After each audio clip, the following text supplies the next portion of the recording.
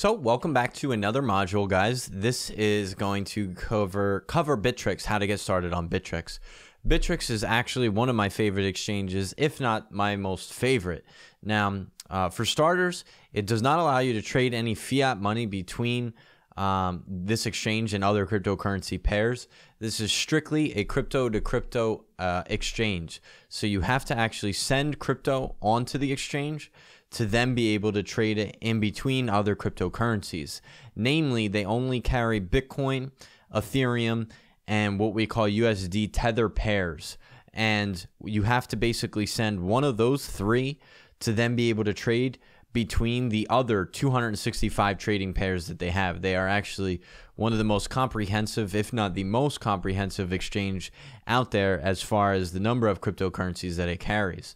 It is originated here in the United States, and it supports a number of countries, which I will link to in just a moment. There is a small fee for all trades, 0.25%. That is on the lower end. A lot of companies, or almost every exchange, basically charges fees to make money. 0.25% is on the lower end, and it was founded a couple of years ago in 2014. So I'm going to click this site, and let's take a look. So as I mentioned, it supports a number of countries, obviously the USA, since it is based here in the US, but you can go to this website here at jumio.com, and it will tell you, like I said, if you want to pause this video to get an idea if it supports your country or not, just hit pause. And there are a number of different countries. I'm not going to go through them all, but they accept these countries alongside this identities, what is it called? Different documentations of identity here on the right. So let's actually show you how to create an account. We will go over to bittrex.com, and I will quickly create an account using that email from earlier. Where is the sign up button?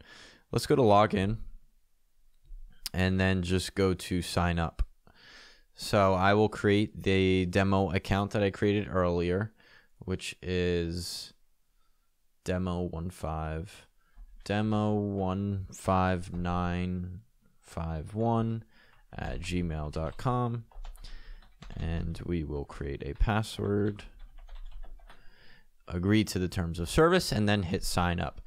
It will say that my password must be at least 8 characters, uppercase, lowercase, and a number. So let's do this again.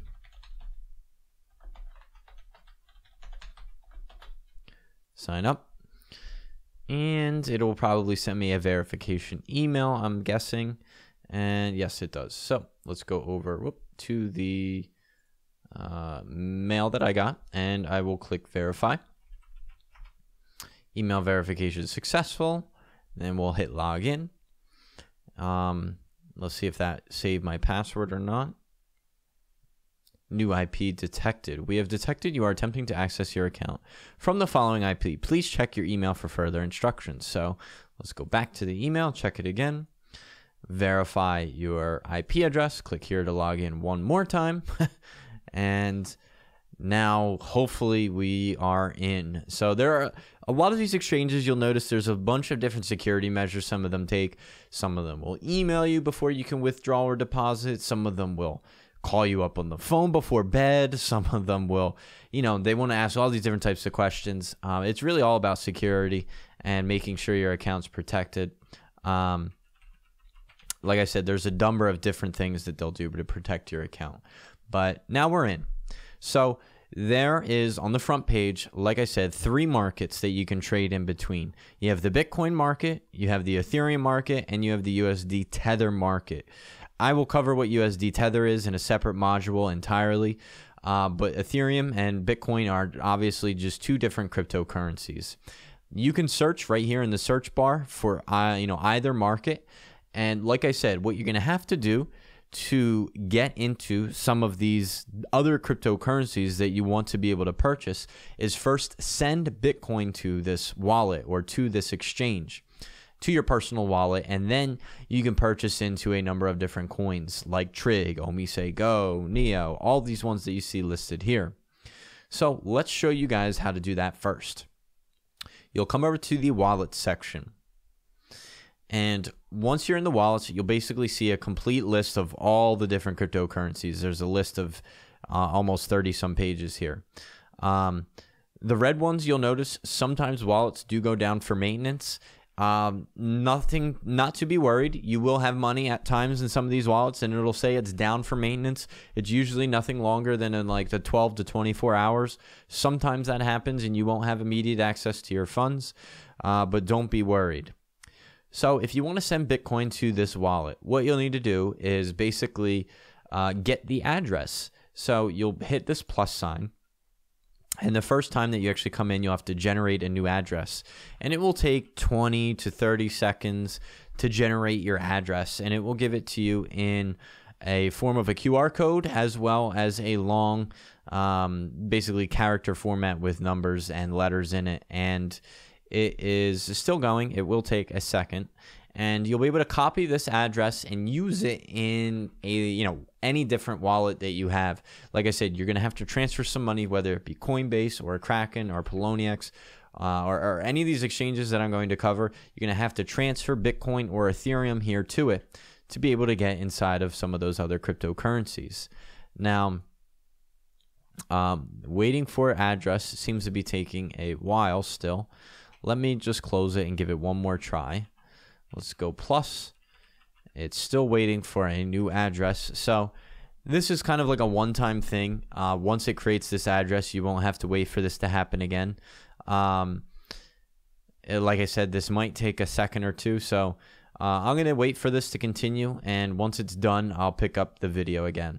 All right, so that took about a little over a minute. It's a little bit long, but don't be worried. Just leave it on the screen until it comes up. And like I said, you'll be able to copy this address and then you can go into Poloniex or your Coinbase account or wherever and send some Bitcoin to that address. And you'll just paste that in.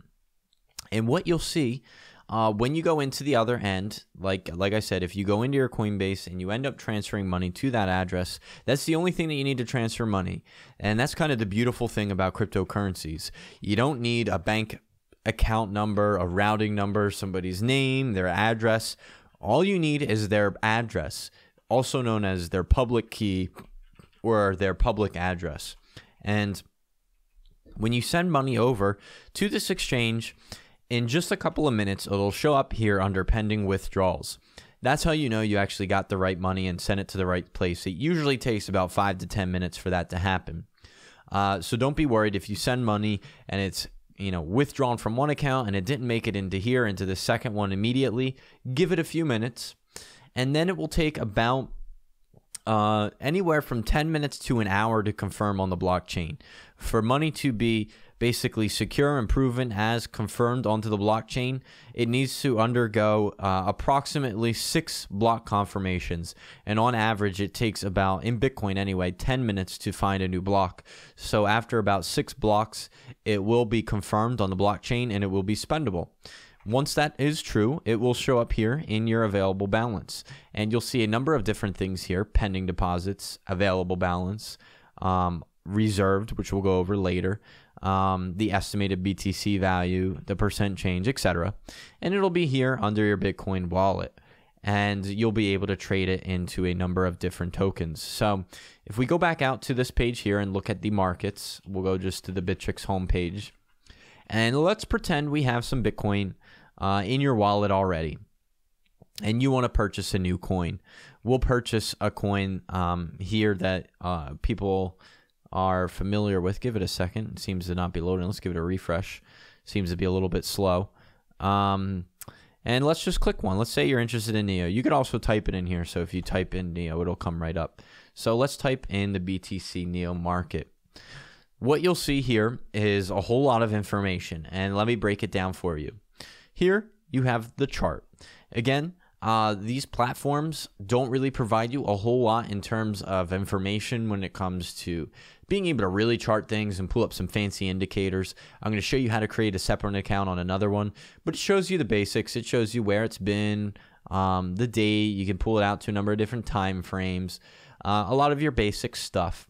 Over here it has your order book. So the order book is, again, specific to this exchange, and what is being bought and sold in a graphical representation at what price. And again, this is where we are right here in the middle. So 1 Neo is equivalent to 0.0004 Bitcoin approximately.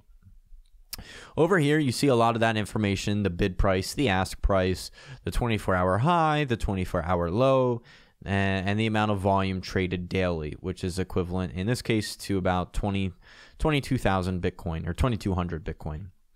Now, down here, you will see the order book in a different format that you've seen in other ones. So this is going to look very similar but different in each exchange. So in this exchange specifically, the order book here, the bid price is on the left, and the ask, which people are asking to buy in or get in at, is on the right.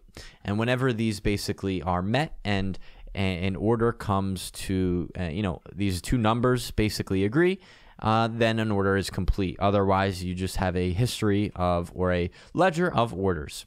Down here, you'll see your open orders that you've placed that have not been fulfilled. You'll see the history of the market, all the orders right here. And you'll see your order history. So once an order is complete, it'll go down there. Now, let's show you how to actually buy and sell. So you'll see two different things here. You'll see buy on the left, and it is pretty intuitive. You can type in, for example, the number of Neo you want. You can just type in 500, and you will have to basically type in a price. So you can actually use this over here to do a number of different things. You could type in a bid price automatically. You could type in manually, rather, say 0.004, and place an order, and it'll calculate how much Bitcoin that's equivalent to. So 500 Neo at 0.004 Bitcoin. Whoops. Sorry, I accidentally clicked something. So it'll come up as 2.005 Bitcoin, and you could hit buy Neo, hit confirm, and it'll tell me that I don't have any sufficient funds. But if you had enough Bitcoin available, it'll tell you your balance right there. One thing you could also do is hit this last function here, which will just automatically put in the most recent price that is Neo is going for. And oops, this thing keeps pulling that up. But you can type in the last price right here, and it'll pull up the last going price that Neo was going for. Lastly, what you could do is use these limits. So again, you'll find limits on every exchange. What you could do here is put in a conditional order that says, for example, if Neo ever gets to be less than or equal to this price, and you can manually type this in. So right now it's going for 0.00421. Let's say you want to buy it if it drops below 0.0040. You'd like to set a trigger. So the trigger goes off basically when it drops below this price. And you want to purchase it for something a little bit more expensive. Reason being is, say that order actually drops below that price. You want to actually ensure that you place an order for it. So you want to place it just beyond that price there that it gets triggered at, because if it gets triggered at there might not actually be an order for it or someone asking to buy at that price. So you're going to want to go just above it. So this is the price up here that you'll actually put your bid in at. And let's say you want to buy it at 0.00401. So just above that price to make sure your order is filled. And again, you can type in the number of Neo. We can leave it at 500, or you can leave it at 5, and it'll populate how much money that's going to cost, and then you can hit buy Neo. And when you confirm, because Neo is currently not at that price, it will actually go down here into an open order. And once it's fulfilled, it'll be complete here under my order history. Now, there obviously is no guarantee that your order will be filled or not. Obviously, that depends on the supply and demand, and if the price ever reaches the price that you typed in there. And if it does, it gets filled, and you can walk away, and you don't have to actually pay attention, or you can automate things a little bit. So if you're waiting to get in at a good price, you can do this with this conditional limit here. You could do it in reverse for sell orders the same way. You could use a conditional order to say sell when my Neo gets greater than or equal to some awesome price, say 0.01 or 0.1, sell 1,000 Neo. And it will say you have to put in the price. So if it ever gets to greater than 0.1, sell it for 0.09999, and that would be equivalent to 99 Bitcoin, which would be pretty wicked. So that's pretty much all there is. This wallet tab here is basically a place where you can also deposit Neo from directly. It's very similar to your wallet over here, just in a different place as well. And you can do this, again, if we go back out to the markets, you can do this with Ethereum pairings. You can do this with USD Tether pairings if you have USD Tether in your account. We will cover USD Tether in a separate module, but you could do this for anything, and it's all going to look pretty similar. The only other thing I really want to show you guys is where to enable two-factor authentication. You can do that under the Settings tab, and then go to two-factor authentication here. And you'll want to write down your secret key as always, and scan your QR code and do the typical things that you'll need to do to get that situated.